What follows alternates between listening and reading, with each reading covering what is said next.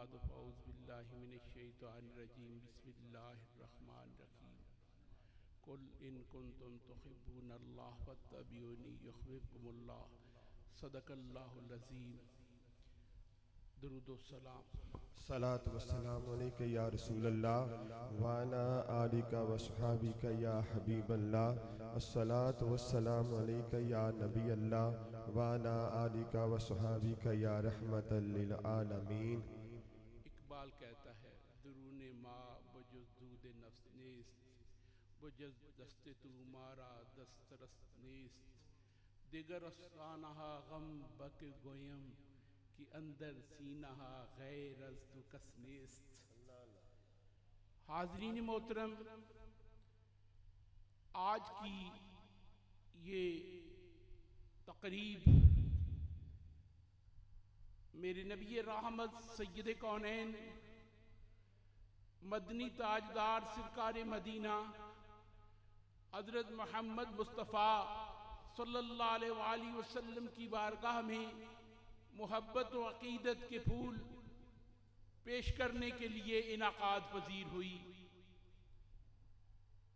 ये सालिहीन का, मुकर्रबीन का, औलिया का असूल है कि वो जब भी महाफिल का इनाक़ाद फरमाते तो वो उसका मौज़ू मेरे नबी रहमत सैयद कौनैन मदनी ताजदार की बारगाह से मोहब्बतों के तल्लक हुआ करता। दोस्ताने घरामी, अकाबरीन की रवश को अपनाते हुए और अकाबरीन की राह को इख्तियार करते हुए उसी राह पे चलते हुए हमने भी ये कावश की, आओ मिल बैठे और नबी करीम सैयद कौनैन मदनी ताजदार का जिक्र खैर कर ले। दोस्ताने घरामी, दुनिया कायनात में मेरे नबी के जिक्र से आला कोई जिक्र नहीं, मेरे नबी की शख्सियत से आला कोई शख्सियत नहीं, मेरे नबी के अजमत से बड़ी कोई अजमत नहीं, मेरे आकाई करीम नबी पाक के जिक्र से बेहतर कायनात में कोई जिक्र मौजूद ही नहीं। तो क्योंकि रब्बे कायनात अपने उन बंदों को जो चाहते हैं कि उसके इत्तबा करें, रब से मोहब्बत करें, रब का कुर्ब हासिल करें, रब की मशीयत हासिल करें, रब की रजा हासिल करें, उनके लिए हुक्म फरमाता है कि ए बंदो, अगर तुम चाहते हो कि तुम करते हो मुझसे मोहब्बत और चाहते हो कि वो मेरा कुर्ब नसीब हो, तुम चाहते हो कि तुम्हारा रब तुम पे राजी हो जाए, तो क्या करो? मेरे नबी की इत्तबा करो। सुभान अल्लाह। दोस्ताने घरामी, वो अमल जो रब्बे कायनात अपने महबूबे करीम नबी पाक सैयद कौनैन की इत्तबा के जरिए अपने बंदों से पसंद फरमाता है, वो कौन सा अमल है? नबी पाक की इत्तबा। तो दोस्ताने घरामी, क्या नबी पाक सैबुल-औलाक मदनी ताजदार की इत्तबा हमें दुनिया में क्या देगी? रब्बे कायनात ने दुनिया और माफिया की तमाम रहमतें और तमाम नेमतें मेरे नबी पाक सैबुल-औलाक मदनी ताजदार की इत्तबा में महफूज रखी हैं। दोस्ताने करामी, मेरे आका करीम जा रहे थे खैबर की जानिब। खैबर के बाहर पड़ाव लगा हुआ था, सहाबा तैयार थे, जंग होने वाली थी। एक वहां का एहराबी आया, एहराबी आके देखता है कि यहूद भी तैयारी कर रहे हैं खैबर में, इधर मेरे आका करीम के सहाबा भी अपनी सफ़ों को दुरुस्त कर रहे हैं। उसने यहूद से पूछा कि क्या माजरा है? यहूद ने कहा कि मुसलमानों के नबी ने हम पे चढ़ाई कर दी है, वो हमें फतह करना चाहते हैं, उनके साथ उनके चांद वो दोस्त हैं, वो अहबाब हैं जो उनके गुलाम हैं, वो तन मन धन उन पे कुर्बान करने के लिए हर वक्त हाजिर हैं। उसने सोचा कि एवं ही तो कोई किसी ते तन मन धन नहीं कुर्बान करता, कोई तो खूबी होगी, कोई तो वजह होगी जिसकी वजह से सारे लोग अपनी जानों को हथेलियों पे रख के आके दरे मुस्तफा में आ चुके हैं और चाहते हैं कि जब अल्लाह का रसूल हुक्म दे हम अपनी जानों को अल्लाह के रसूल की अजमत में वार दें। ये सोचना था तो यहूद के बस्ती से निकला और दरे मुस्तफा पे आया। सवाल करता है, या रसूल अल्लाह, मेरा न कोई हसब है न कोई नसब है, न कोई मेरा न कोई मेरी सूरत है तो न मेरी कोई सीरत है, न मैनू कोई जानता है तो न कोई पहचानता है, न मेरा कोई घर है तो न कोई बूआ है। शक्ल दा मैं काला वां, दूसरे मेरे नाल नफरत करते ने। क्या मैं कदे मुसलमान हो गया ते रब करीम दी बारगाह विच कबूलियत हो जासी? मेरे आका ने फरमाया जरूर। कहा अगर मैं अल्लाह की बारगाह में हाजिर हो गया तो क्या मुझे जन्नत भी मिलेगी? मेरे आका ने कहा तुम्हें जन्नत जरूर मिलेगी।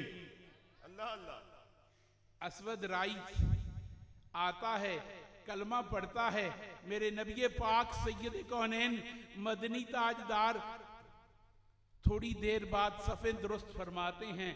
वही असवद जो अभी एक दफा उसने कलमा पढ़ा है वो सफ में खड़ा हो जाता है, मेरे नबी पाक सैयद कौनैन की उस सफ बंदी में शामिल होता है और पहली सफ में जाके शहूद के साथ बरसरे पैकार होता है। बरसरे पैकार होने के बाद वो शहीद होता है।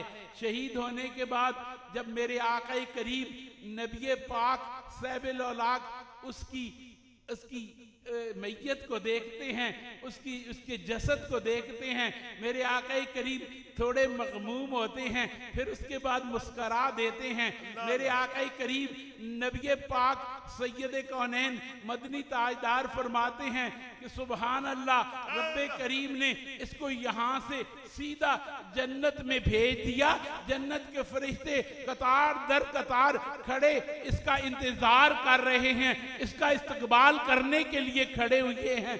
दोस्ताने गरामी, बताओ उस असवद राई ने न नमाजें पढ़ी, न कलमे के बाद न कोई रोजा रखा, न कोई तवाफ़े काबा किया, न कोई और नेक अमल किया, लेकिन क्या किया?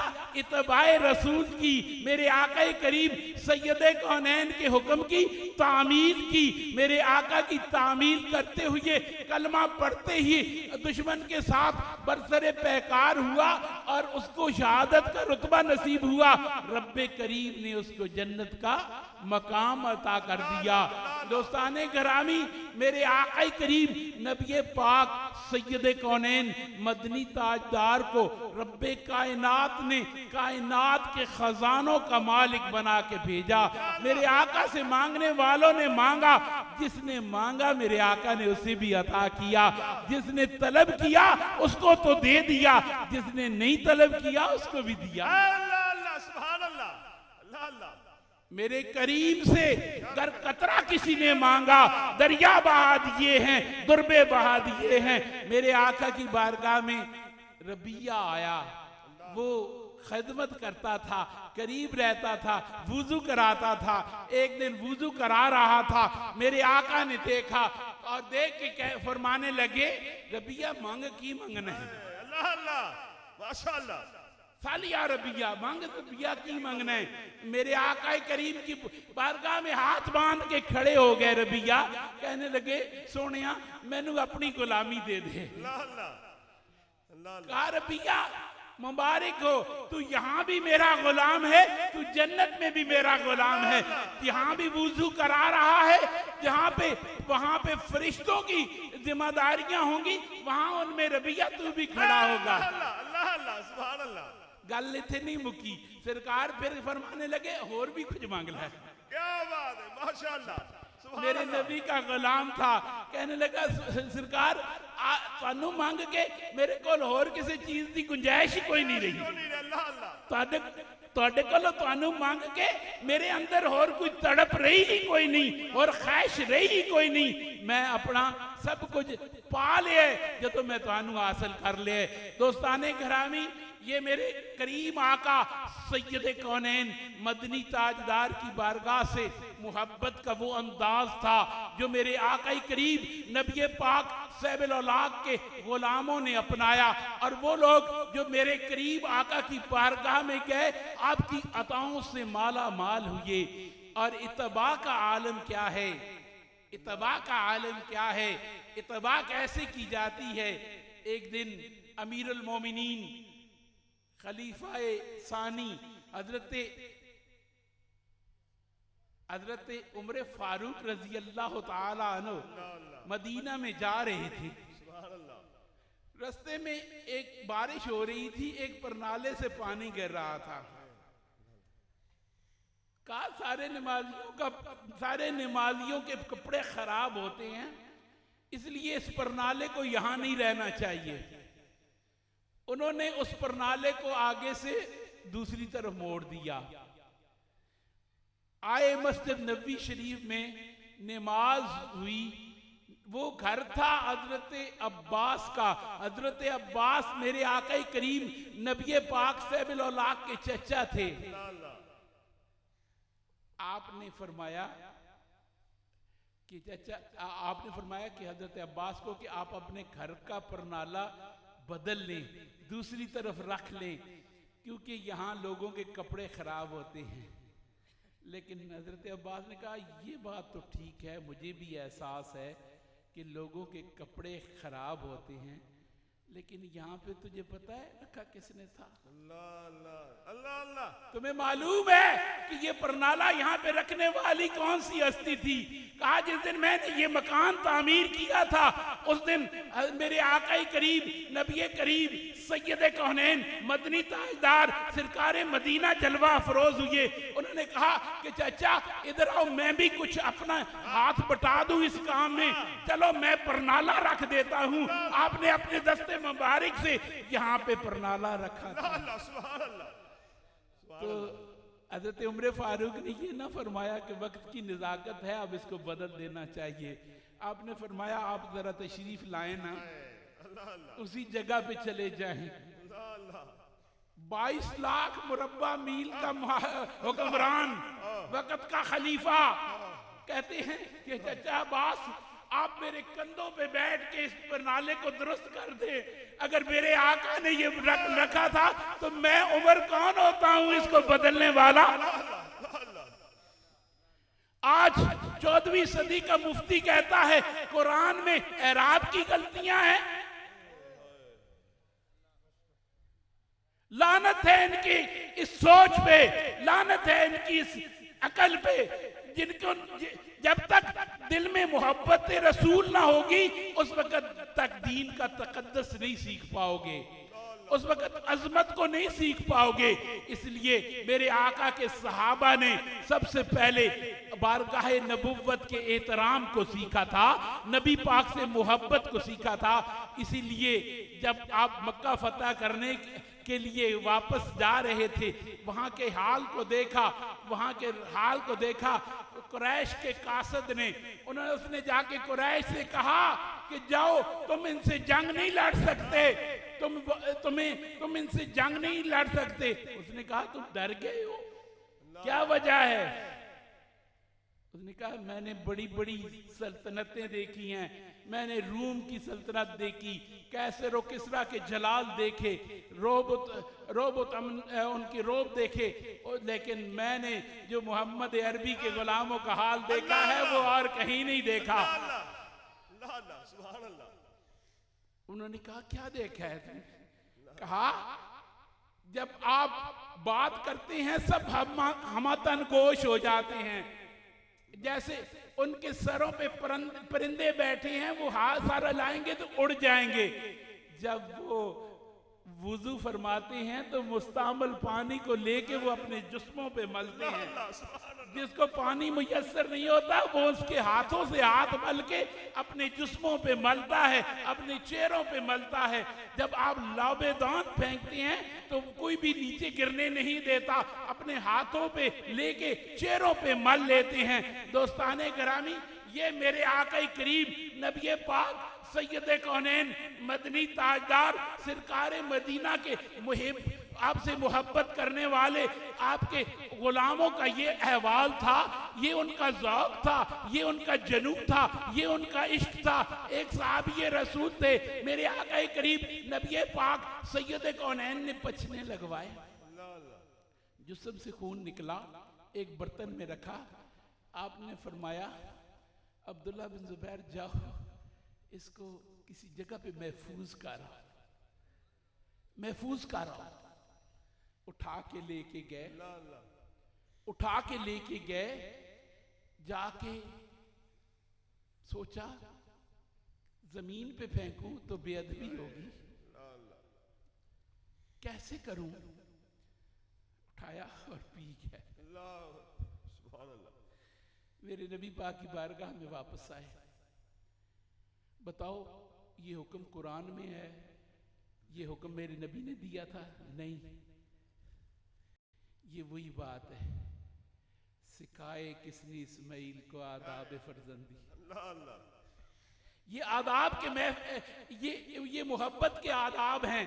इसलिए उन्हें पता था कि जब सरकार ने फरमाया महफूज जगह, तो मेरे लिए महफूज जगह मेरा ये सीना है, मैं क्यों ना इसको अपने पेट में महफूज कर लूं।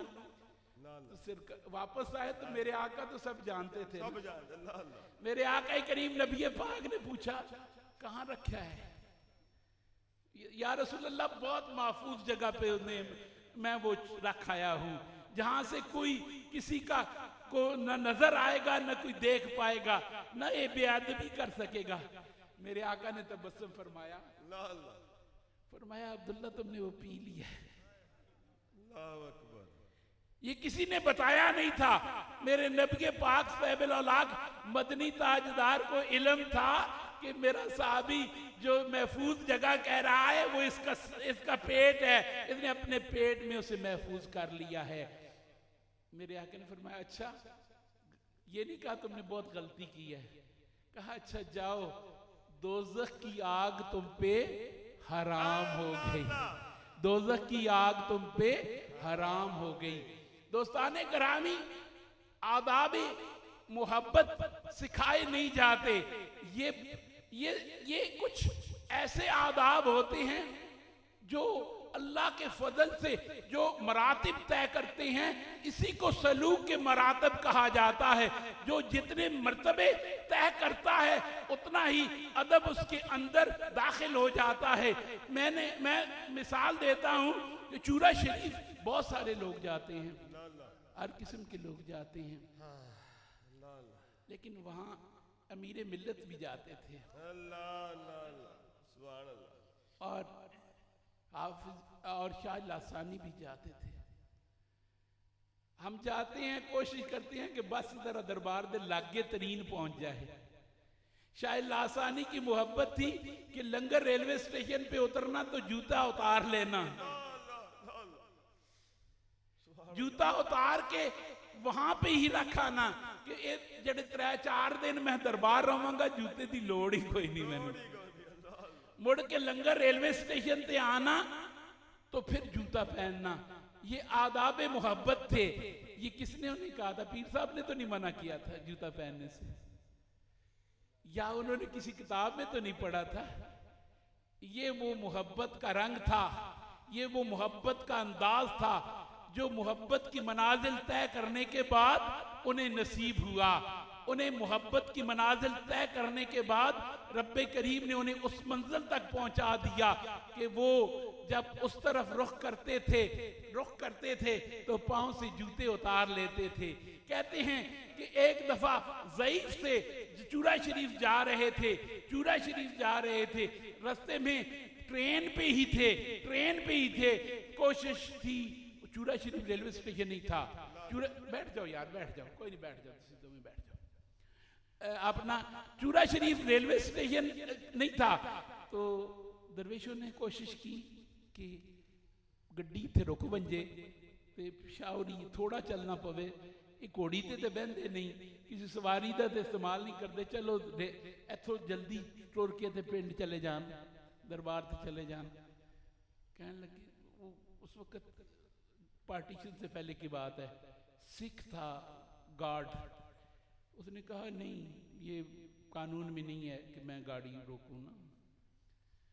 शाह को दरवेश एक पहुंच गया, वो जी असी तो बड़ी कोशिश की है पर गड्डी नहीं रोकदा।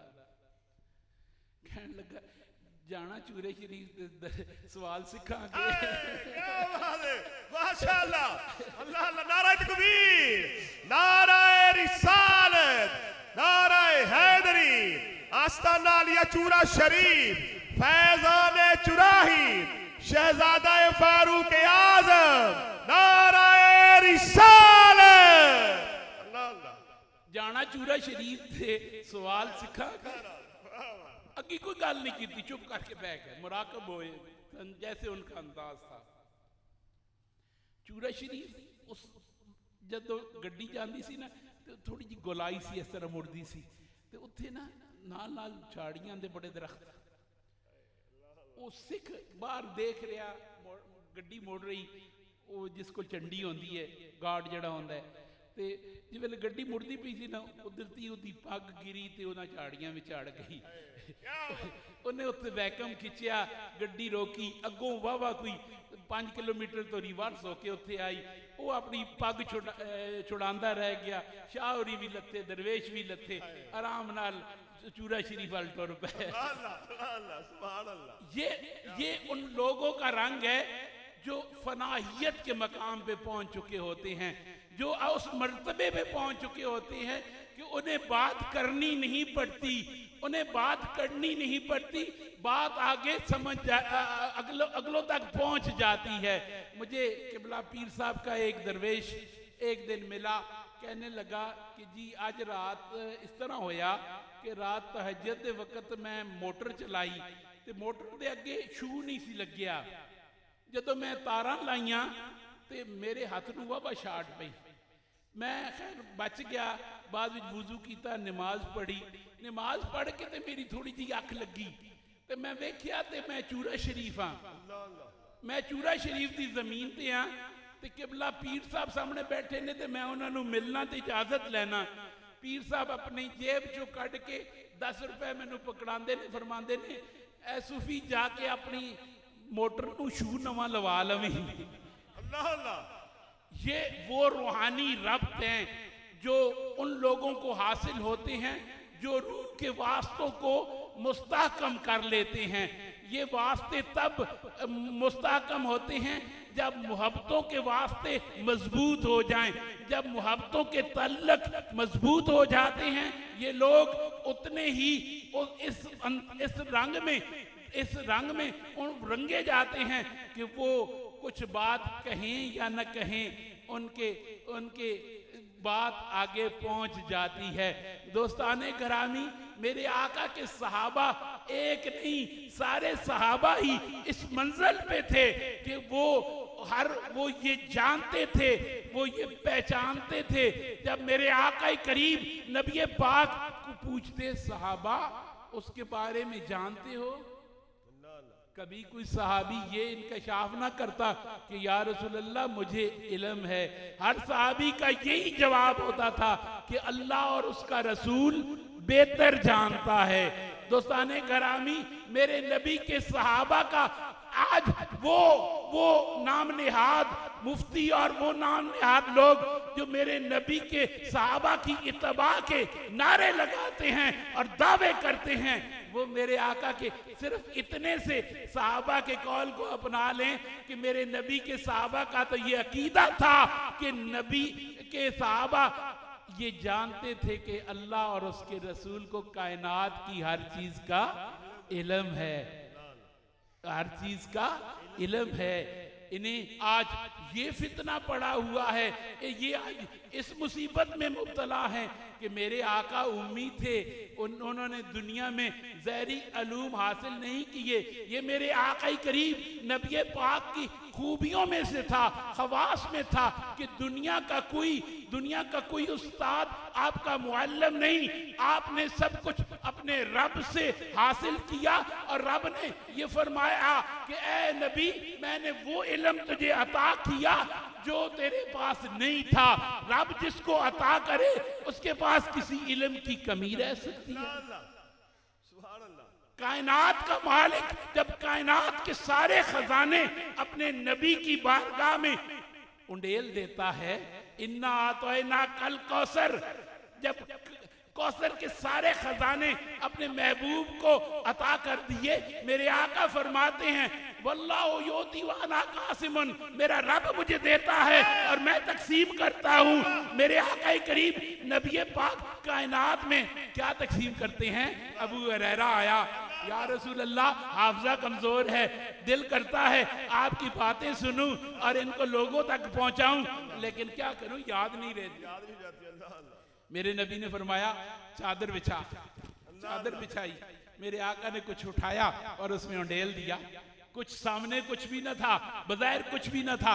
कहा अबू हुरैरा इस चादर को अपने सीने से लगा ले। चादर को सीने से लगाया, उस दिन के बाद सबसे बड़ा रावी अबू हुरैरा बन गया। अली करमुल्लाह वजल करीम फरमाते हैं कि मुझे यमन का हाकम बनाया गया, भेजने लगे। मैं सोचा मुझे तो अदालत करनी नहीं आती। अभी ये सोच ही रहा था, मेरे नबी पाक ने करीब बुलाया, मेरे करीम आका ने करीब बुलाया। अलम नशरा के उस सीने से अली का जसद लगा, सीना सीने से लगा। फरमाया अली अब बताओ कुछ तशनगी है तो पूछ लो। कहा या रसूल अल्लाह, जब तक सीने से न लगा था बहुत तशनगियां थी, बहुत कुछ ऐसा था जो मुझे इल्म में नहीं था, लेकिन जब सीने से सीना लग चुका, अब दुनिया का सारे इल्म इसमें शाम आ गए। अब दुनिया का कोई ऐसा इल्म नहीं जिसमें मुझे तशनगी हो। ये क्या था? ये दरे मुस्तफ़ा के वो फयूज थे।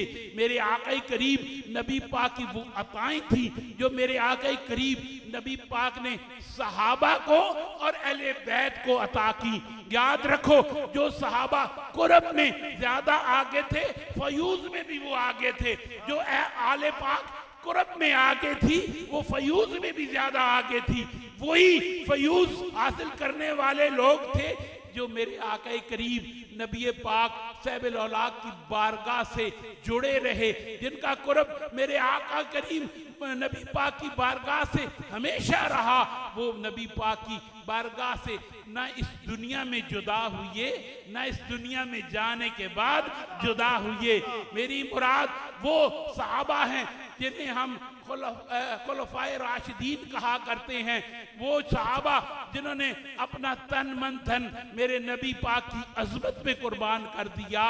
दोस्तान करामी, मैं अमूमन कहता हूँ कि मेरे नबी पाक सैयद कौनैन के सब सहाबा अज़मत व इज्जत के लिहाज से बड़े मर्तबों पे हैं, लेकिन उनमें भी तो मर्तबे हैं,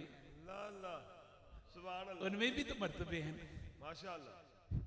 वो जो काबे के साए में जब मेरे आका करीब नबी पाक सैयद कौनैन को कुरैश तकलीफें पहुंचा रहे थे और भागता हुआ आया और मेरे आका करीब नबी पाक के जस्ट के ऊपर अपने आप को लिटा लिया, दुनिया वालों की मार को भी बर्दाश्त किया, इधर इस वक्त तक कि उनका जिस्म लहू-लुहान हो गया, अपना उनका बेहोश हो गए। घर वाले उठा के घर ले गए, घर जाके पूछा अबू बकर कुछ खा लो बे।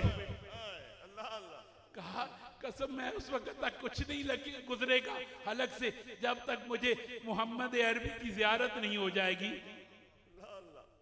अब तुसी दसो, जिनका मकाम ये है, क्या क्या बाद में आने वाले 15वें 16वें मर्तबे पे आने वाले, कोई फतह मक्का के बाद आने वाला उसका तकाबल करे? कैसे करेगा? मेरे आका के वो सहाबा जिनकी जिंदगियां तलवारों के साए के नीचे गुजरी, वो रात जिस दिन मेरे आका ने हिजरत फरमाई, 2 नफूसे कुदसिया जो कुर्बानी के लिए अपनी जानों को हथेली पे रख के मेरे आका की बारगाह में हाजिर थे, उनका मर्तबा क्या है? एक वो था जो मेरे आका की चारपाई पे लेट गया और रोज रात को इस्तराहत फरमाई। वो कौन था? वो अली हैदर करार था। और एक वो था जो कभी भागता हुआ आगे जाता, कभी पीछे आता, कभी इधर जाता, कभी उधर आता। क्यों अबू बकर, क्यों इस तरह कर रहे हो? या रसूल अल्लाह, जब मुझे डर होता है कि इधर से कोई दुश्मन वार न कर जाए, मैं इधर चला जाता हूँ। जब मुझे डर होता है कि दुश्मन इधर से न वार कर जाए, मैं उधर चला जाता हूँ। वो कौन था? वो अबू बकर था। अब कोई बताए तो उस हैदर करार जैसा कोई हो सकता है? कोई बताए उस अबू बकर जैसा कोई हो सकता है? आओ आओ, हम मुजद्दिद आज़म के मानने वाले हैं। हम 14वीं 15वीं सदी की किसी मसलक के मानने वाले नहीं हैं। इसलिए हमारा दीन बैलेंस दीन है। हम सहाबा को भी मानते हैं, अहले बैत अतहार को भी मानते हैं, और मरातब के लिहाज से मानते हैं। जितना मर्तबा जो नबी के कुर्ब में जितना आगे था, हम उसकी अजमत को उतना ही ज्यादा मानते हैं। आओ तुम भी अगर अपने दीन की बका चाहते हो तो नबी के सहाबा की इज्जत और एहतराम करो, नबी की आल का एहतराम करो। याद रखो, ये दो वो वास्ते हैं जिन्होंने रूहानियत के फैज़ को दरे मुस्तफ़ा से उम्मत तक पहुंचाया।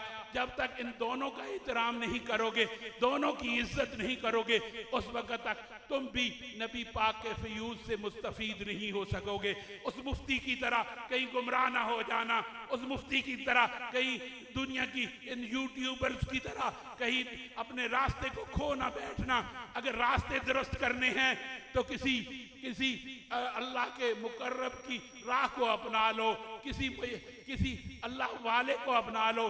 दोस्ताने गिरामी, हमेशा दुनिया के फितरों में पड़ के अकल के बलबोते पे चलने वाले दुनिया में फितरों में फंस जाते हैं, दुनिया के फितरों में फंस जाते हैं।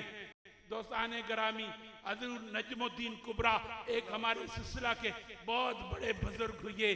उनकी बारगाह में एक बहुत बड़े मुफ्ती आए, शेखुल हदीस आए, आके बैत हुए, चले गए। जिंदगी गुजरती गई। बहुत अच्छे मुनाजर थे, बड़े मुनाजरे किए, मुनाजरों में हमेशा जीतते रहे। अमूमन ईसाइयत के साथ उनके मुनाजरे होते थे। फखरुद्दीन राजी उनका नाम था। तो जीतते रहे। वक्त आया जिस दिन उनका भी हिसाब करीब आया, शैतान ने फंदे डालने शुरू कर दिए, गुमराह करना शुरू कर दिया। कहा आज जरा राजी रब के रब होने पे दलील दे। कहते हैं उनको 360 मुस्तनद दलीलें याद थी जिनको कभी कोई ईसाई नहीं छुटला सका था। उस दिन भी उन्होंने वो सारी दलीलें दी, लेकिन शैतान सारी रद्द कर चुका। शैतान अपने इल्म के बलबोते पे सबको रद्द कर चुका। राजी का इत्काद, उसका अकीदा कमजोर होना शुरू हो गया। अब हम पैदा होने शुरू हुए। इधर हजूर फखरुद्दीन राजी आखिरी लम्हात में, उधर किबला ख्वाजा नजमुद्दीन कुबरा वुजू फरमा रहे। वुजू फरमाते हुए हजूर नजमुद्दीन कुबरा ने एक चुल्लू भरा पानी का और ऐसे मार के फरमाया, राजी क्या क्यों नहीं देता कि मैं अपने रब को दलीलों के बगैर मानता हूं। नाराए तकबीर, नाराए रिसालत, नाराए हैदरी, आस्ताना लिया चूरा शरीफ, फैजाने चुराही, शहजादाए फारूक आज़म। ये कहना था कि इधर रूह जसद से जुदा हो गई। राजी ने अपने रब को यकीन के साथ मान लिया और उसके बाद उसकी रूह जसद से जुदा हुई। नजमुद्दीन कुबरा से उनके गुलामों ने पूछा, हजूर क्या मामला है, किससे गुफ्तगू हो रही है? सैकड़ों मील दूर थे। कहा बड़ा अरसा हुआ एक मौलवी सिलसिले में दाखिल हुआ था, आज उस पे भारी वक्त था, भारी वक्त था, करीब था कि वो अपना ईमान जाया कर बैठता। मैंने उसका ईमान जाके बचा लिया। ये वो वास्ते हैं रूहानियत के जो वास्ते इंसान को दुनिया के फितनों से बचा के ईमान का तहफ़्फ़ुज़ करते हैं। बड़े सगीर पाको हिंद की मैं मिसाल देता हूँ। यहाँ पे बड़े बड़े फितने आए। कभी अकबर ने दीने इलाही का दावा किया और बज़ोरे शमशीर यहाँ पे अपना दीन फैलाना शुरू किया। बहुत बड़ा फितना था। पूरे हिंदुस्तान का अकेला बादशाह था। मस्जिदें मस्मार कर दी गई, कलमा पढ़ने पे पाबंदी हो गई, कुरान पाक पढ़ने पे पाबंदी लगा दी गई, शार इस्लामी का मजाक उड़ाया जाता रहा। वहाँ पे बहुत सारे मौलवी उसने साथ मिला लिए, ब्रीफ केस दे के हैं। ऐसे ही है इनका हाल, ऐसे ही है। ये आज नहीं, यजीद के दौर से ऐसे आ रहा है। क्या बात है, माशाल्लाह, बहुत सोना। ये बिकने वाली चीज है, नॉट फॉर सेल नहीं है। तो दोस्तों वो भी फितना फैला। इधर मुजद्दिद आज़म ने अपना वो दरवेश जिसके पास न सिपा थी, न वो मुजाहिद थे, न क्लाशिनकोफ थी, न ही कोई और जंग का सामान था, अकेला ही था, मैदान अमल में उतरा और उसने उसके दीने इलाही का कला कमा करते हुए ग्वालियर के किले में बैठा है। मोहब्बत खान आता है, अर्ज करता है, हुजूर हमने बादशाह को कैद कर लिया है, आओ हिंदुस्तान की हुकूमत को संभाल लो और तख्त पे बैठ के नफाज इस्लामी शरिया का नफाज करो। लेकिन ग्वालियर के किले में बैठा वो मुजद्दिद, जिसके बारे में इकबाल कहता है, हाजिर हुआ मैं शेखे मुजद्दिद की लाहत पर, वो खाक जो जेरे फल्क है मतला अनवार, गर्दन न झुकी जिसकी जहांगीर के आगे, अल्लाह ने किया जिससे बर वक्त खबरदार। दोस्ताने गिरामी, कहता है बादशाह को बाइज्जत बाहर निकालो और उसको सल्तनत के तख्त पे बिठा दो। मैंने दीन की खिदमत करनी है, मैं ग्वालियर के किले में बैठ के ज्यादा बेहतर तरीके से कर रहा हूँ। देखो दीन का नफाज करना हो तो ग्वालियर के किले में भी हो सकता है। आज का मौलवी भागता है तो इस्लामाबाद जाता है। ये इसको इस्लाम से ज्यादा इस्लामाबाद से प्यार है। हमें ब्लैकमेल करता है, हमारे सामने इस्लाम की नाम लेता है, हकीकत में अंदर इस्लामाबाद बस रहा है। वो ऐवानों की उन खूबसूरत ऐवानों के मजे लूटना चाहता है। वो वहां की रानाइयों को अपने जिंदगी में शामिल करना चाहता है। हमारे दीन से उसका दूर कभी ताल्लुक नहीं। इसलिए ऐ मुसलमानों, ऐ मोमिनों, ऐ उम्मत मुस्लिमा, बार बार ब्लैकमेल होने से रुक जाओ, बार बार ब्लैकमेल होने से रुक जाओ। तुम्हारा इस्लाम वो है जो सैयद अली हिजवेरी ने आके पेश किया था, जो बाबा फरीद गंज शकर ने पेश किया था, जिसकी हिफाजत शेख अहमद सरहंदी ने कभी की हो, कभी किसी मेर अली शाह ने की हो, कभी किसी ख्वाजा फकीर मोहम्मद ने की हो, कभी किसी शाह लासानी ने की हो, किसी हाफिज अमीर मिल्लत ने, कभी किसी मिर्जा कादियानी के सामने अपना मत्था डाला हो, अपना सीना लगाया हो कि कहा कि मैं ये सवाल तुम्हें देता हूं, तू इनके जवाब देना तो तेरे लिए मुश्किल है, तू इनके मतलब ही लिख दे, इनके मानी ही लिख दे, तो मैं मानूंगा कि तू इल्म पे दस्तरस रखता है। दोस्ताने करामी, ये वो मर्दाने बाखुदा थे जिन्हें इस्लामाबाद की शौक नहीं थी, जिन्हें इस्लाम की लगन थी, जिनके अंदर, जिन्होंने हमेशा दीन की अजमत के लिए अपनी जिंदगियों को कुर्बान किया। आज हम उनकी अजमत और उनकी यादों को मनाने के लिए इकट्ठे हुए हैं। आज भी अल्लाह के फजल से वही सच्चा दीन है जिस पे सूफिया और औलिया चले, जिस पे उन्होंने जो राह हमें दिखाई, क्योंकि वो वही राह है जो सैयदना सिद्दीक अकबर की राह थी, वही राह है जो हैदर कर्रार की राह थी। याद रखो, आज कुछ गुमराह करने वाले कुछ कहते हैं सहाबा की राह वो थी, अहले बैत की राह वो थी, लेकिन हमें जो अकाबिर ने बताया है कि हैदर कर्रार की राह भी वही थी जो अबू बकर की थी। दोस्ताने घरामी, हाँ, क्योंकि अकाबरीन ने हमेशा हमेशा आल और असहाब को का तकाबल नहीं किया, उन्हें एक ही जगह पे रख के तोला है। क्योंकि हमें सैयदना उमर ने बताया था, हमें सैयदना उमर ने बताया था कि उनकी बारगाह में माले गनीमत आया, तमाम बदरी सहाबा के नाम लिखे गए, बदरी सहाबा के नाम लिखे गए, उनके वजीफे जारी हो गए, वजीफे जारी हो गए। मेरे सैयदना उमर फारूक ने फरमाया इनमें हसन हुसैन के नाम भी लिख दो।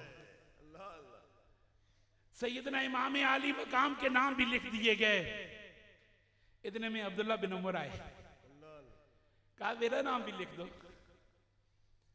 कहा इसकी वजह, कहा आपने इमाम आली मकाम इमाम हसन और इमाम हुसैन के नाम लिखे हैं, वो तो उस वक्त मौजूद ना थे। कहा क्या तेरी माँ हुसैन की माँ जैसी है? तेरा नाना हुसैन के नाने जैसा है? ये सबक किसने दिया था? ये खुलफाए राशिदीन ने दिया था। आज इन्होंने उनके दरमियान जेली लड़ाइयों के किस्से आपको सुना के आपको गुमराह करने की कोशिश की जा रही है। याद रखो, अगर सही दीन सीखना चाहते हो तो सूफिया के दामन से वाबस्ता हो जाओ। इन्होंने अपने मन घड़त किस्से फैला के तुम्हें उनके तुम्हारे दिलों के अंदर बुग़्ज़ व अनाद की आग भड़का दी है। कोई सहाबा को बुरा कहता है, कोई आले पाक को बुरा कहता है, हकीकत में दोनों गुमराह हैं। जब तक तुम्हारे अंदर सहाबा और अहले बैत अतहार की मोहब्बत होगी और उनमें हसद नहीं होगा और बुग़्ज़ की कोई रमक भी बाकी नहीं रहेगी, उस वक्त तुम्हारा दीन कामिल होगा। याद रखो, ये इत्तेदाल तुम्हें और किसी जगह नजर नहीं आएगा। ये नजर आएगा तो ख्वाजा फकीर मोहम्मद की बारगाह में आएगा, क्योंकि उसने अपने मुजद्दद से सीखा था, उसने जमालुल्लाह रामपुरी से जाके सीखा था ये सबक।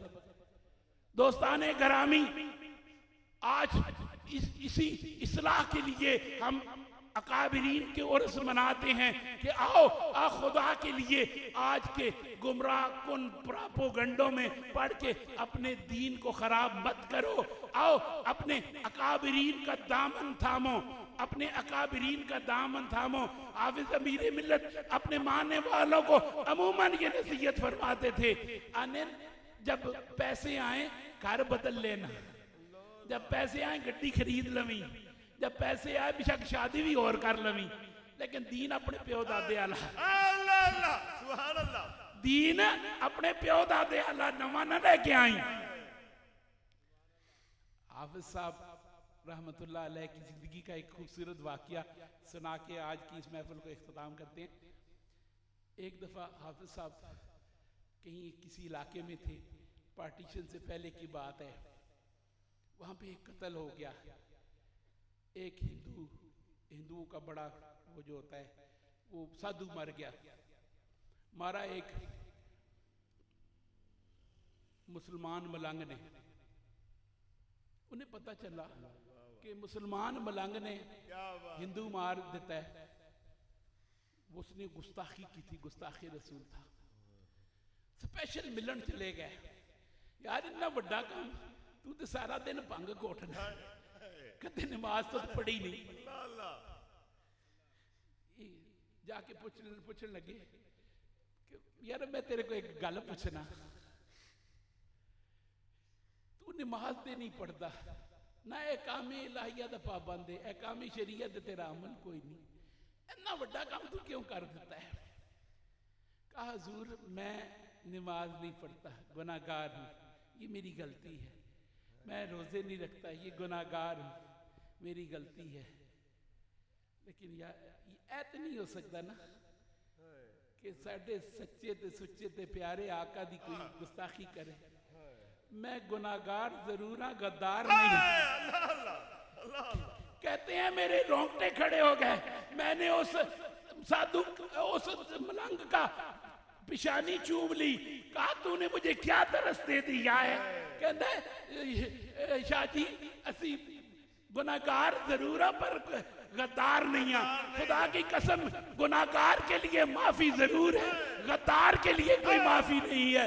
अल्लाह करे तुम में गुनाहगार तो हो लेकिन गद्दार कोई ना हो। ये सूफी का सबक है। अल्लाह पाक तुम्हारे अमल में बरकत अता करे। खूबसूरत पिंडाल सजाने पे और खूबसूरत महफिल का इनाकाद करने पे मैं सूफी मोहम्मद इशफाक और इसके तमाम रुफका और इस तहरीक फैजान चुराई के मुजाहिदों और इन पीर भाइयों को मुबारकबाद देता हूँ। मुबारक हो, अल्लाह पाक तुम्हारी इन काविशों को कबूल करे और तुम्हें नबी पाक के नाम पे हमेशा इतने खूबसूरत पंडाल सजाने की तौफीकें अता फरमाए। वाखिर दावाना अल्हम्दुलिल्लाहि रब्बिल आलमीन। अव्वल जी खत्म पढ़ो।